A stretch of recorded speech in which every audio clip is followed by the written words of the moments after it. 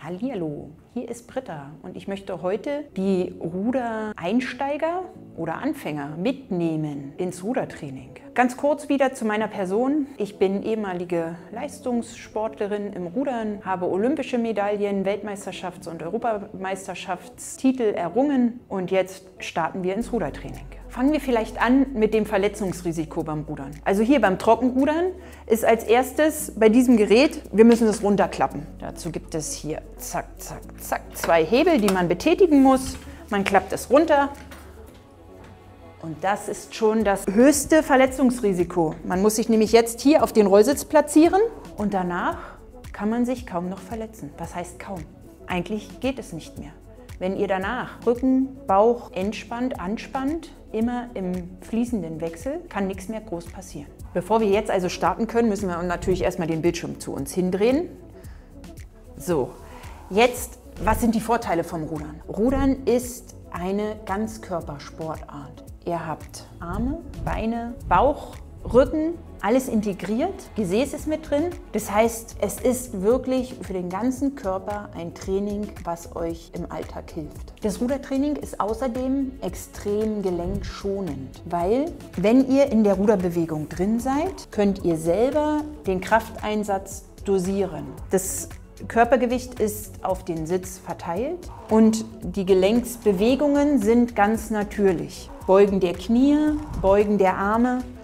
Und das könnt ihr gezielt selber steuern, wie hoch dort die Belastung ist.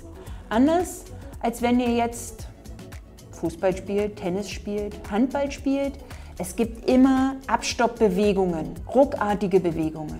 Die habt ihr nicht beim Rudern. Rudern ist eine fließende, in sich greifende Bewegung, wo ihr den Einsatz, die Belastung selber steuern könnt.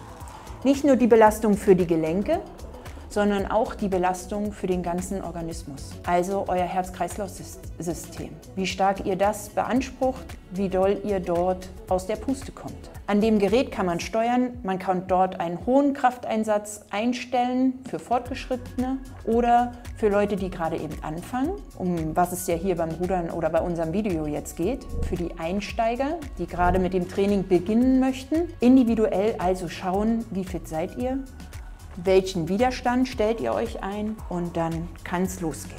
Die Ruderbewegung ist perfekt auch für das Training des Herz-Kreislauf-Systems. Jeder kann nach seinen Verhältnissen die Kraft einsetzen und damit auch merken, wie weit ihr euer Herz-Kreislauf-System belasten wollt. Die Atmung und der Pulsschlag müssen quasi zusammenkommen. Nicht einheitlich schlagen, aber so, dass ihr selber merkt, ihr fühlt euch wohl noch dabei. Die Intensität ist so, dass ihr hier 20 bis 30 Minuten drauf trainieren könnt. Und ihr werdet merken, umso öfter ihr es macht, umso besser, umso ruhiger wird euer Pulsschlag und umso ruhiger und tiefer wird eure Atmung.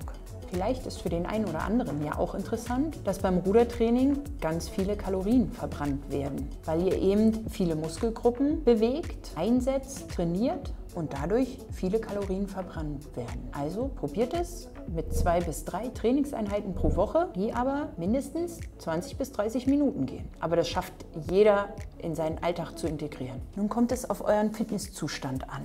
Also für Anfänger ist es besser, erstmal einen geringen Widerstand zu wählen. Bei dem Athletics kann man das sehr gut einstellen.